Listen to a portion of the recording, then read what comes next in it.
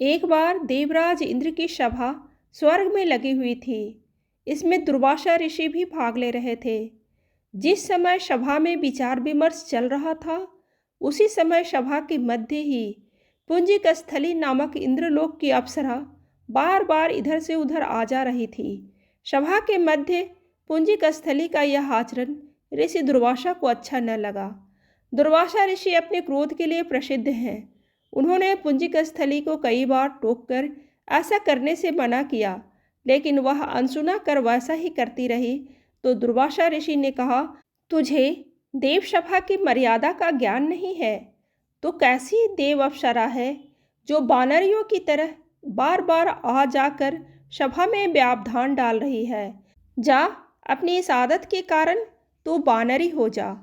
दुर्वासा ऋषि का शाप सुनकर पुंजिक स्थली शून्य रह गई। अपने आचरण का यह परिणाम वह सोच भी नहीं सकती थी, पर अब क्या हो सकता था। भूल हो चुकी थी, उसके कारण वह शापग्रस्त भी हो गई। उसने हाथ जोड़कर अनुनय विनय कर कहा, ऋषिवर, अपनी मूढ़ता के कारण यह भूल मैं अनजाने में करती रही और आपकी वर्जना का भी ध्यान न दिया। सभा में व्यवधान डालने का मेरा कोई उद्देश्य न था। कृपया बताइए, अब आपके इस श्राप से मेरा उद्धार कैसे होगा। अप्सरा की विनती सुनकर ऋषि दुर्वासा पसीजे।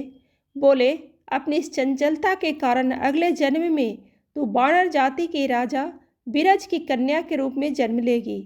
तू देव सभा की अप्सरा है, अतः तेरे गर्भ से एक महान बलशाली, यशस्वी और प्रभु भक्त बालक का जन्म होगा। पुंजिक अप्सरा को संतोष हुआ। पुनर्जन्म में वानर राज विरज की कन्या के रूप में उसका जन्म हुआ। उसका नाम अंजना रखा गया। विवाह योग्य होने पर इसका विवाह वानर राज केसरी से हुआ। अंजना केसरी के साथ सुखपूर्वक प्रभास तीर्थ में रहने लगी। इस क्षेत्र में बहुत शांति थी तथा बहुत से ऋषि आश्रम बनाकर यज्ञादि करते रहते थे। एक बार ऐसा हुआ कि वन में विचरने वाला शंखबल नामक जंगली हाथी प्रमत्त हो उठा तथा वन में उत्पात मचाने लगा।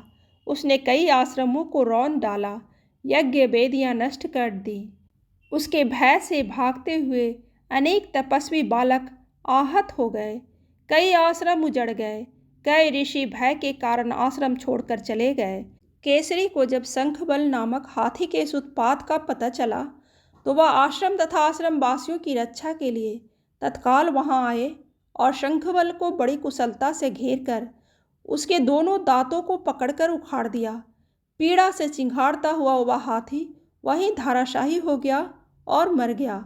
आश्रम की रक्षा के लिए उनके अचानक पहुंचने तथा हाथी को मारकर आश्रम वासियों को निर्भय कर देने वाले केसरी का ऐसा बल देखकर ऋषि मुनि बहुत प्रसन्न हुए और केसरी के पास जाकर आशीर्वाद देते हुए कहा, वानर राज केसरी, जिस प्रकार तुमने आज हम सब की तथा आश्रम की रक्षा की है, उसी प्रकार भविष्य में तुम्हारा होने वाला पुत्र पवन जैसे वेग वाला होगा तथा रुद्र जैसा महान बलशाली होगा। तुम्हारे बल तेज के साथ साथ उसमें पवन तथा रुद्र का तेज भी व्याप्त होगा। केसरी ने कहा, ऋषिवरों, मैंने तो बिना किसी कामना के प्रमत्त हाथी को, जो किसी प्रकार वश में नहीं आ रहा था, मारकर आपकी इस यज्ञ भूमि को निर्भय किया है। आपका दिया यह स्वतः आशीर्वाद मुझे सिरोधारी है। केसरी ऋषियों को प्रणाम करके चले गए। समय आने पर अंजना के गर्भ से एक बालक का जन्म हुआ। उसमें अपने बाल्यकाल से ही ऋषियों द्वारा दिए गए आशीर्वाद का तेज झलकने लगा। आश्रमों में वह पवन वेग की तरह जहाँ तहाँ पहुँच जाता। आश्रमों में विघ्न डालने वाले वन्य जीवों तथा दुष्ट व्यक्तियों को अपने अपार बल से खदेड़ देता। अपने इस पराक्रम से मदमस्त हो जाता तथा अपने साथियों के साथ वह आश्रमों में क्रीड़ा करने लगता।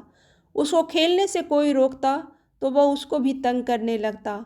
बालक तो था ही, उसके बाल कौतुक से जब ऋषियों को असुविधा होने लगी तथा उसके पूजा पाठ और यज्ञ में व्यवधान आने लगा, तो उन्होंने उसके स्वभाव में शांति लाने के लिए आशीर्वाद जैसा श्राप दिया कि तुम अपने बल को हमेशा भूले रहोगे तथा कोई तुम्हें आवश्यक होने पर तुम्हारे बल की याद दिलाएगा, तब फिर तुम में अपार बल जागृत हो जाएगा। इससे वह बालक शांत स्वभाव का हो गया। केसरी नंदन यह बालक आगे चलकर हनुमान के नाम से प्रसिद्ध हुआ। सीता जी को खोज के लिए जब समुद्र पार करने का साहस नहीं कर रहा था और हनुमान भी चुप बैठे थे, तब जामवंत ने हनुमान जी को उनके बल की याद दिलाई थी। तब उन्होंने समुद्र पार कर सीता की खोज की थी।